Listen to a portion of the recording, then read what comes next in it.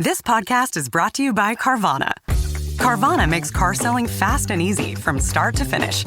Enter your license plate or VIN and get a real offer in seconds, down to the penny. If you accept, Carvana will come pick up your car from your driveway. Or you can drop it off at one of our car vending machines. Either way, you get paid instantly. It's fast, transparent, and 100% online. Car selling that saves your time. That's Carvana.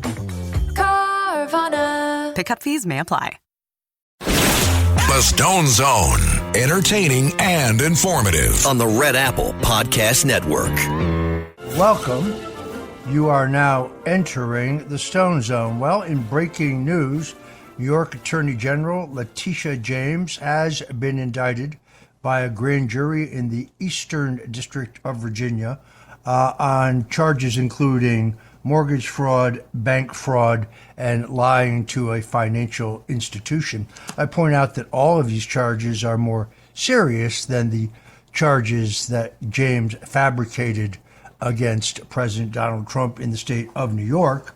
And this indictment, despite the very best effort of career prosecutors, read that as Democrats, who only yesterday leaked a story which said that career prosecutor and department head Elizabeth Usey, own internal investigation determined that there was no probable cause to charge James.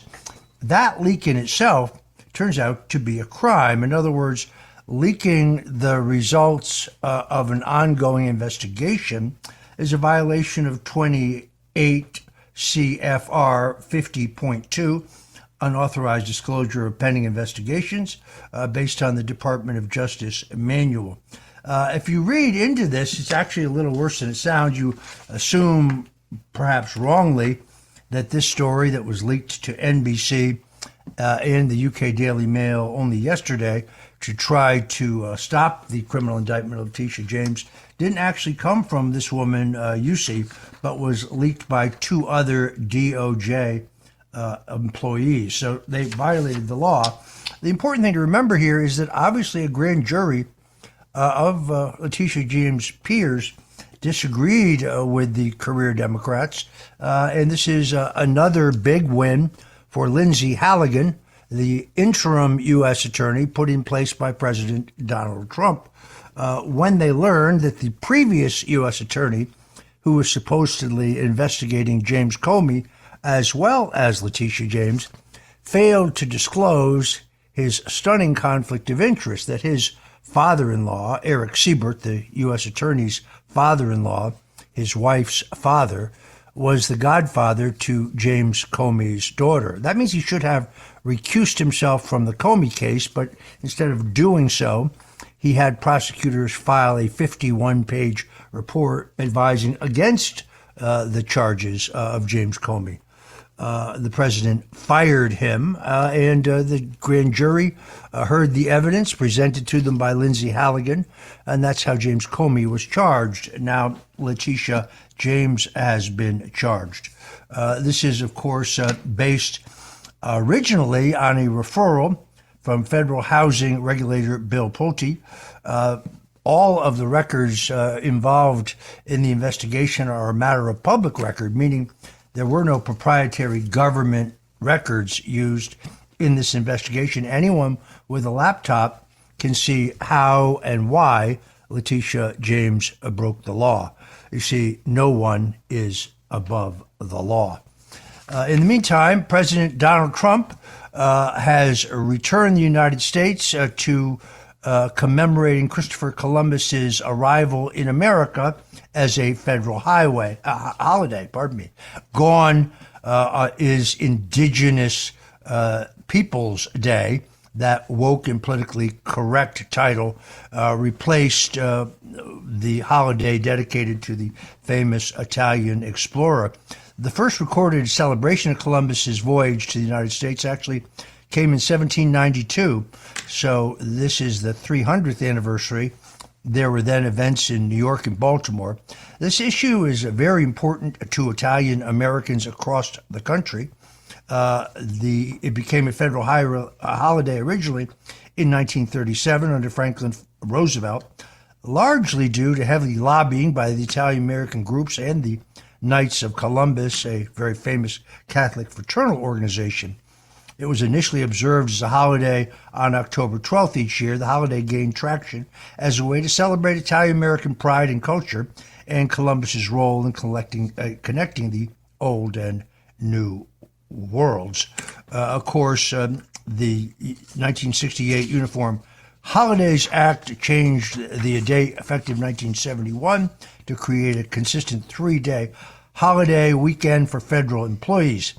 Over time, however, the holiday has faced criticism from woke lunatics who accuse Columbus of colonization, violence, and exploitation of indigenous peoples.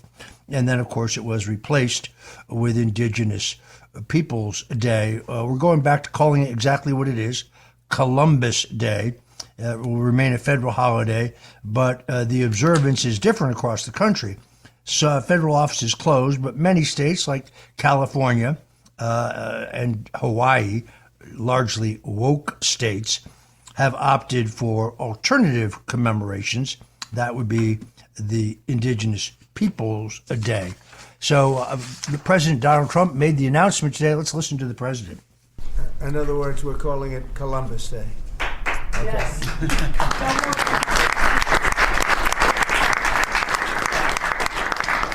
That was the press that broke out in applause. That was, can you believe that? I've never seen that happen before. The press actually broke out in applause. Good. Columbus Day. We're back. Columbus Day, we're back, Italians. Okay. We love the Italians. Okay. Italian Americans and Catholic voters in general have played an extraordinarily important part in the new political coalition that successfully elected Donald Trump. Catholics, and Italian American Catholics particularly, used to be a reliably Democrat constituency in this country, although in the northeastern United States, because the Irish arrived earlier than the Italians, the Democrat Party in states like Massachusetts and Connecticut was the province of the Irish. Italian Americans who came here later learned there was no place for them in the Democrat urban machines of the Northeast. Many of them became Republicans. When I was born in Norwalk, Connecticut, and the Republican Party there had a very famous boss, Stanley Straffolino, who ran the Republican organization in I think the fourth largest city in Connecticut, which repeatedly elected Italian American mayors. It's interesting that over time, beginning in 1952, when a larger number of Catholics voted for Dwight Eisenhower, again in 1960, John Kennedy was a Catholic, and therefore let's put that election aside. 1968, the percentage of Catholic Americans and Italian Americans voting for Richard Nixon increased again. Nixon actually came very close to putting the first Italian American president in office, because the finalists for vice president on Richard Nixon's 1968 ticket were Spiro T. Ted Agnew, a Greek who was, of course, the governor of Maryland, and John Volpe, an Italian American who was the Republican governor of Massachusetts. Nixon came very close to taking Volpe.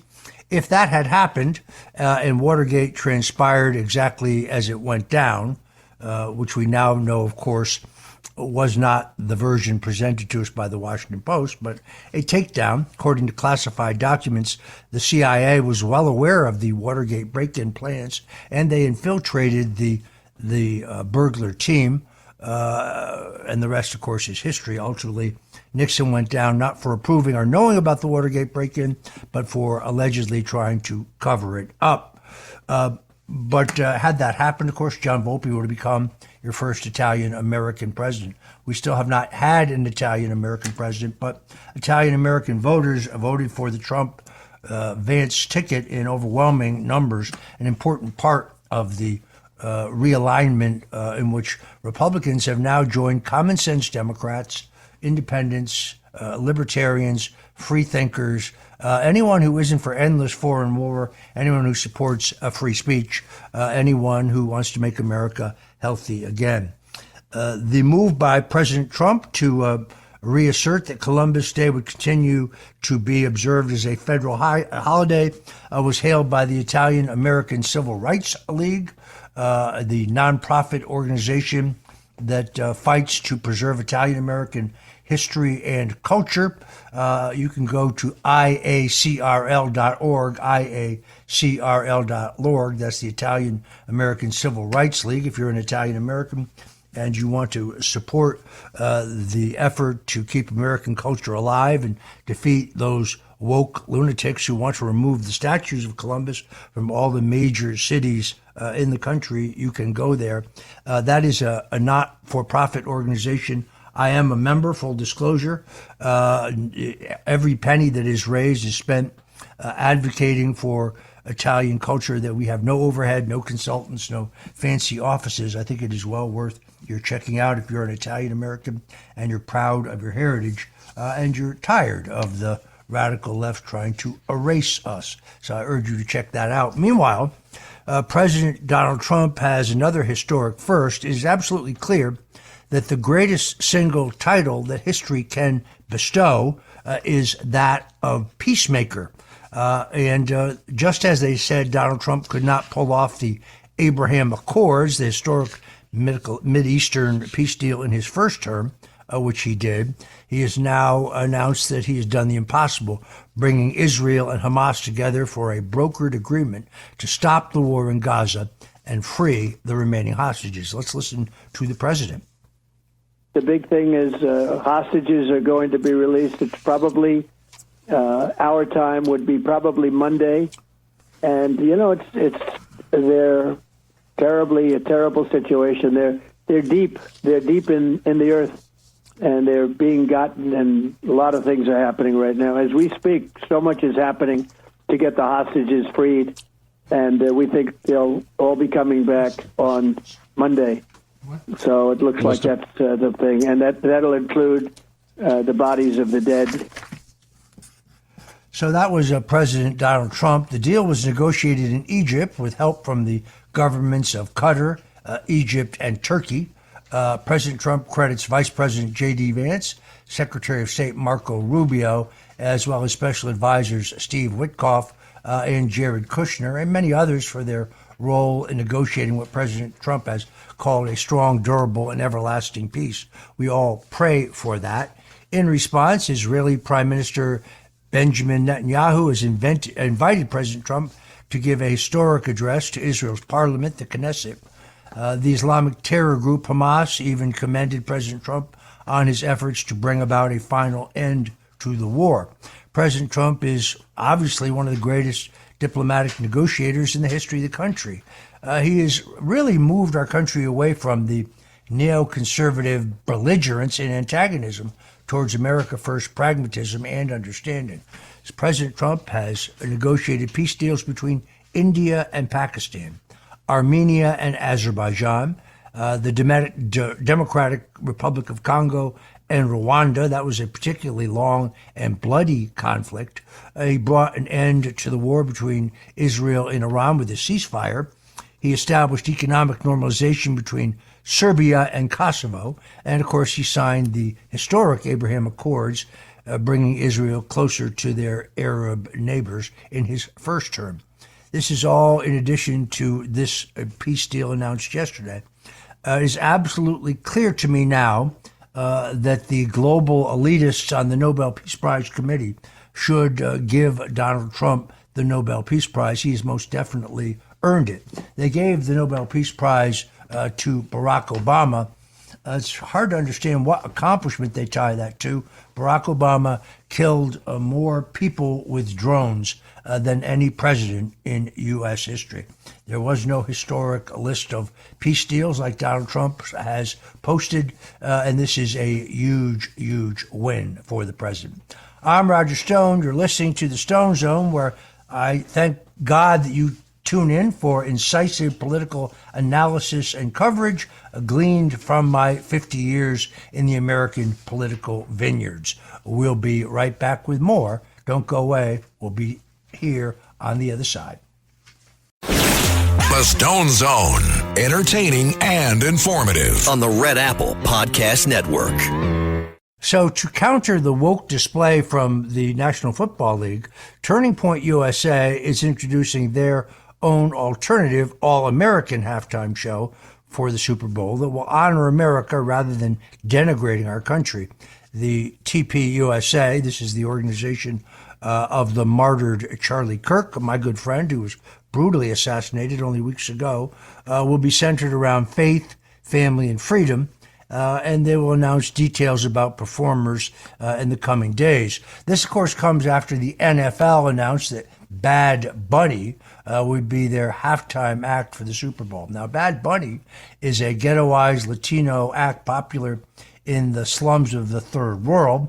I believe Bad Bunny is a man who performs in women's clothes. I'm not very familiar with the performer or the genre, other than to say it certainly doesn't seem very family-oriented or traditional. They're neglecting their core American audience, football fans. These are supporters who made football great and made it extraordinarily profitable. They seem to be trying to appeal to international markets as they host games around the country.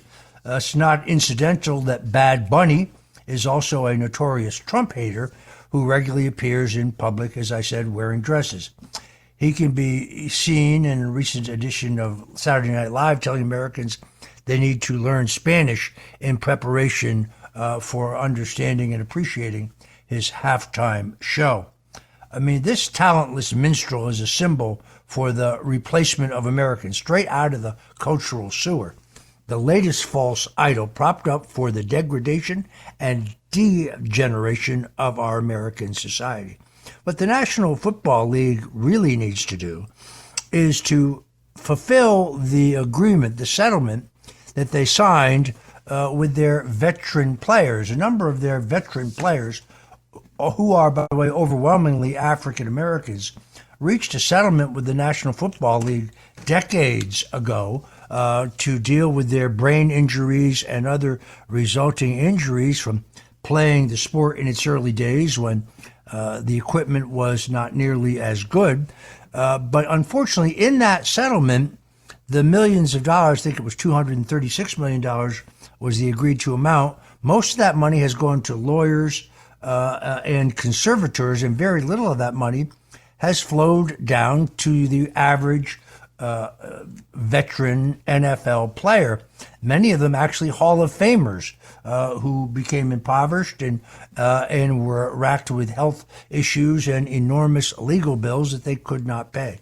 So not only should the NFL, in my opinion, Roger Goodell, son of New York U.S. Senator Charles Goodell, who was defeated by Jim Buckley in the 1970 U.S. Senate race.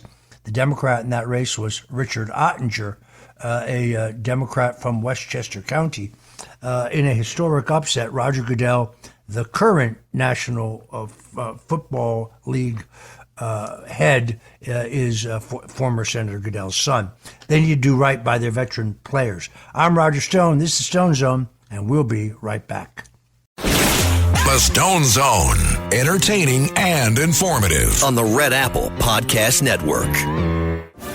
Welcome back into the Stone Zone, where 5 days a week we give you our incisive political analysis and we break news right here on the show. I, of course, have predicted consistently that New York Attorney General Letitia James would be charged. I did that because I followed whitecollarfraud.com and I read all of the attendant documents, and it became very clear to me, based on the great work of Sam Antar, the fraud investigator, and the actual documents which you can link to, that she had violated the law. And, well, no one is above the law. Meanwhile, the federal government remains in shutdown mode. I wonder how many of our listeners actually feel that their life has been affected by the shutdown. Does anything feel better? I mean, in these shutdowns, when the funding agreement runs out, the government provides for essential services. So Social Security checks, for example, continue to go out. But this fight is not difficult to understand. The Republicans put forward what's called a continuing resolution, which is a temporary agreement in which both parties agree to continue to fund the government at current levels of spending. Not that we don't need to cut federal spending, because we do. The Democrats refused to agree to that, wanting to add $1.4 billion in new spending, the focal point of which, even though they deny it, was in fact free health care for illegal immigrants. Chuck Schumer, and this is the Schumer shutdown, is either delusional or knows something that I don't, because he's celebrating the government shutdown, claiming that it gets better every day for Democrats in Congress. Chuck Schumer said, every day gets better for us.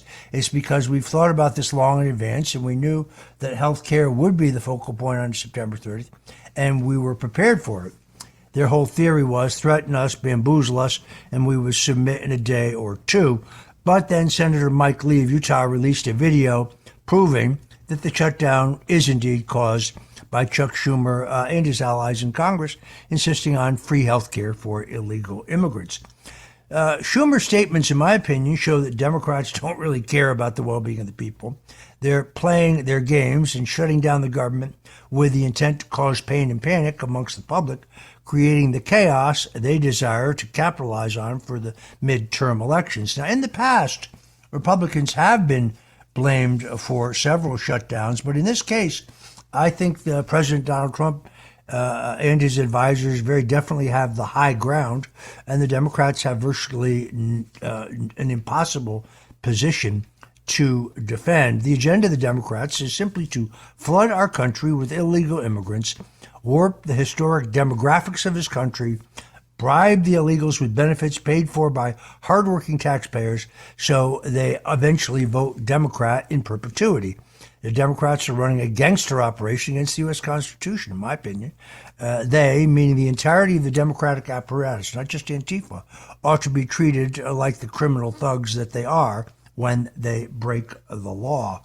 I believe that this is also a historic opportunity for President Donald Trump and his extraordinarily capable Director of the Office of Management and Budget, Russ Vought, to slash federal programs in the hundreds of millions, if not billions, from which no American taxpayer is benefiting, as well as getting rid of some of these bureaucratic jobs for high-paying and well-paying government employees who don't even bother showing up to the office. It is historic. Republicans have always been good about talking about cutting spending.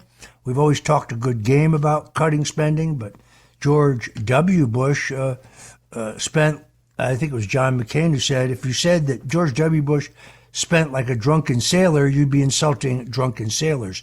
It's one of the few times I agreed with John McCain. Under both parties, the federal deficit has soared.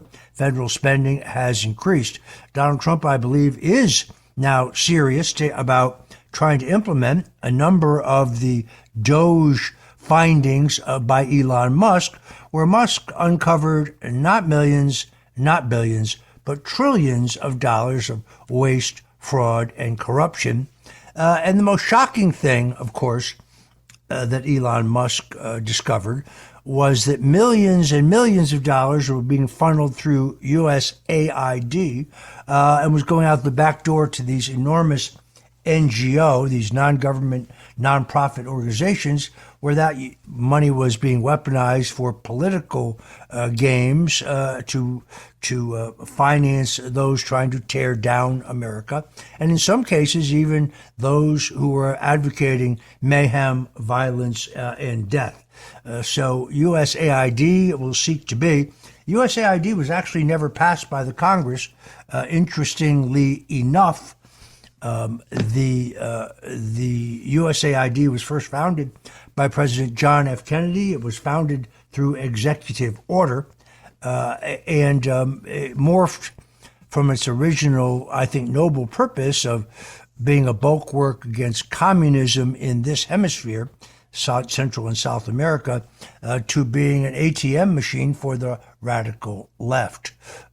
So the fact that President Trump and Stephen Miller and Russ Vought are working to shut down USAID is a great, great benefit. The White House has just discovered more than $100 million in taxpayer funds going into the illegal Antifa network. The White House discovered these funds funneled through various nonprofit groups into the coffers of Antifa and announced these findings yesterday. They were presented to President Donald Trump during a recent press conference. Some of these nonprofits include the Arabella Network, the Tides Network, and the Ford Foundation. The administration is referring to these groups collectively as Riot Inc. The director of research at the Government Accountability Institute, Seamus Brunner, said, "We have identified dozens of radical left organizations, not just the decentralized Antifa organizations, but dozens of radical organizations that have received more than $100 million from U.S. taxpayers." We call this operation Riot Inc. The recommendations to defeat left-wing terrorism, what we see going on today in Portland, in Seattle, in Chicago, in Washington, D.C., and if the left continues their intransigence and their resistance to Donald Trump's efforts to fulfill the mandate that he was given in the last election, I predict will spread to other cities. They include additional investigations now into these left-wing networks. They also include an end of government funding. There'll be new rules on financial disclosures. There'll be a greater effort to review the non-profit status of these groups. And there's going to be a strengthening of anti-fraud and anti-violence laws. These recommendations, in my opinion, don't even go far enough. It's time to start charging and arresting those individuals behind the terror network. This has nothing to do with free speech. This has everything to do with those who are fomenting actual violence. These organizations need to be declared as what they are, enemy combatants, subject to indefinite detention under the National Defense Authorization Act, and then ship them to Gitmo. This is a war, and this left-wing domestic enemy is more dangerous to America than ISIS could ever have been. President Donald Trump, with help from Stephen Miller, is going to deconstruct this dangerous cabal that is financing violence against the American people. Meanwhile, there is a controversy over the policy of the Trump administration, which has, in their ongoing fight against Marxism in this hemisphere, bombed narco-trafficking boats connected to Venezuela. I want to commend Secretary of State Marco Rubio for his hard line against Maduro in Venezuela, against the regime in Venezuela, against the regime in Cuba, and also an awareness of the growing regime in Honduras. And a new poll shows that 71% of Americans, including a majority of Democrats, are in full support of the U.S. military being used to blow up narco-trafficking boats in South America. This poll was conducted by the Harvard-Harris organization, so this is not some right-wing operation, showed that 89% of Republicans, 67% of independents, and 56% of Democrats approve of this policy by the Trump administration. Chuck Schumer has moved in the Senate with others, including Richard Blumenthal, the Vietnam War hero who lied about his service in that conflict, to limit the president's ability to destroy these drug vehicles. It's very clear that nation states like Venezuela, like Cuba, like Honduras, they give lip service to drug trafficking detection, but the truth is these are narco-Marxist states, and President Donald Trump and the Secretary of State Marco Rubio know that.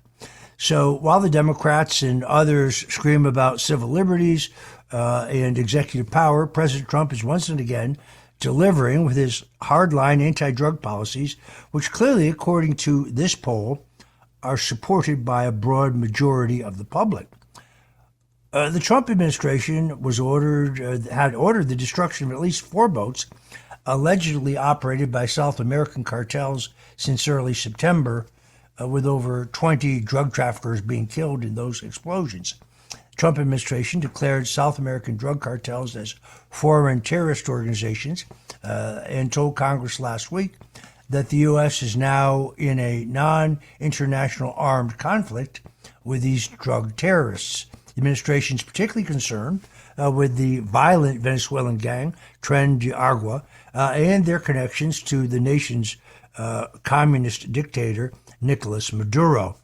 Maduro notoriously colludes with China to ship cocaine and fentanyl and other dangerous drugs through Latin America up across the U.S. southern border. The Biden administration, of course, turned a blind eye to this, actually supporting countries that were aligned with Maduro in the region. Those days have come to a screeching halt. President Trump is putting down the drug smuggling operations that have resulted in the deaths of millions of Americans. He is committed to ending the scourge of fentanyl because we have a fentanyl epidemic in this country. Drug dealers now know that their free pass is over, and if they continue to peddle narcotics to the United States with President Trump in charge, there will be grave consequences. I commend President Trump, Secretary of State Marco Rubio, the Director of National Intelligence, Tulsi Gabbard, in their hardline support for the removal of Maduro in this hemisphere, and their recognition that Maduro is, in fact, a narco-terrorist and a dangerous Marxist thug. You can't make this stuff up. The Brigadier General Alan Grunwald, who is the Adjutant General of the Oregon National Guard, recently said that the Oregon National Guard will refuse to comply with President Trump's direct orders and mandates, instead support the Antifa terrorists rising up against ICE agents in the streets of Portland. That's right, the National Guard in Oregon will support the Antifa radicals and criminals when they're endangering law enforcement officers serving in the greatest single peacetime deportation of violent and dangerous illegal criminals in American history. It shows you that even the National Guard of a state like Oregon can go woke, and it is outrageous that this general refuses to carry out his orders. In my opinion, he should be subject to a court-martial. Thanks for tuning in to the Roger Stone Show, the Stone Zone, as we call it, right here on the Red Apple Audio Networks, and we'll be right back. The Stone Zone, entertaining and informative. On the Red Apple Podcast Network. Welcome back. You're still in the Stone Zone. If you're just tuning in, the breaking news today is a decision by the grand jury in the Eastern District of Virginia to indict New York Attorney General Letitia James for mortgage fraud, bank fraud, and making misrepresentations to a financial institution. I predicted that this indictment would come. Many at NBC and others tried to discredit this investigation, but the facts are absolutely clear. If you or I did what Letitia James did, we too would be charged. People don't realize this, but thousands of people are charged and convicted of mortgage fraud every single year. The regulators at the Federal Housing Finance Administration regularly find irregularities and refer them to the U.S. Justice Department for prosecution. The only reason you know about this is because Letitia James is famous. But her lawyer, Abby Lowell, claiming that this was a simple typographical error, clerical error. Obviously, the grand jury in the Eastern District of Virginia thought otherwise. Meanwhile, Senator Tommy Tuberville of Alabama, a legendary football coach before he was elected to the U.S. Senate, is now leading an effort to ban Sharia law nationwide. Sharia law is, of course, the Islamic custom that circumvents the U.S. Constitution and involves Muslims resolving disputes and enforcing mandates based upon their backward and barbaric teachings in the Quran. They don't respect the U.S. Constitution or U.S. law. You won't hear from Democrats how radical Islamic terrorists are currently carrying out the mass genocide of Christians in Nigeria. In fact, just this year alone, more than 7,000 Nigerian Christians have been slaughtered based on their faith alone. You can't turn on the TV without hearing about Israel's so-called mass genocide of Palestinians every day. Yet when it comes to the 62,000 Christians being slaughtered by radical Muslims, it's pretty much is complete radio silence. This extreme ideology is straight from the pits of hell, and it has no place in American society, according to Senator Tuberville of Alabama. Sharia law has, of course, been documented as taking place in Muslim enclaves such as Minneapolis, Minnesota, and Dearborn, Michigan. In Europe, it is even worse, where Muslim rapists in the UK now go free because the local authorities are too scared of being called racist to prosecute them. In fact, what will get you arrested in England today is criticizing Muslims. That's a more serious crime than rape, and that is a sad fact. We really have to stop this. Banning Sharia law here in the United States by an act of Congress signed into law by the president would be a great start, but the total shutdown of immigration from the third world must accompany that ban, because if the demographic shifts continue, we will be lorded over by the likes of Zoran Mamdani forevermore. It is the demographic changes in the city of New York where the percentage of the Catholic and Protestant vote and the percentage of white voters has diminished over time.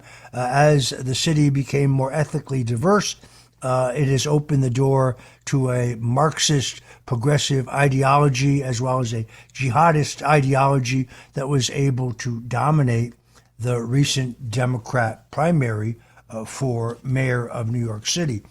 Mamdani continues to pass as the agent for hope and change, with voters not really focusing on the end result of the various radical policies that he puts forward.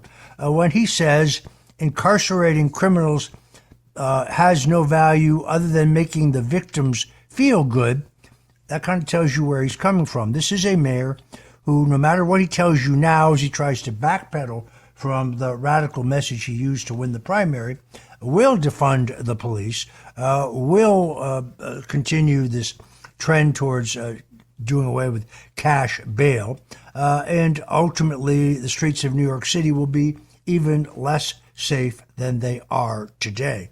I think the crime statistics that have been supplied by the Adams administration have been badly tampered with to give a false impression that crime is dropping. Ask anybody who lives in New York City, they'll tell you that is not the case. This upcoming race for mayor is the focus of national attention because if New York City elects a Marxist mayor from the radical progressive wing of that party, as exemplified by Bernie Sanders, AOC, Jasmine Crockett, and other radicals, New York, by the time we elect another president, will be a flaming wreck. Between their economic policies, increasing the tax burden on working people, making it impossible to do business in the city, and these soft on crime policies, it will be a showplace nationwide, so voters can see the results of electing a Marxist mayor. I feel sorry for my many friends in New York City because they will bear the brunt of this, but I can tell you that real estate values and prices are going up sharply in South Florida as hundreds of thousands of New Yorkers are already planning their exit in the event that there is a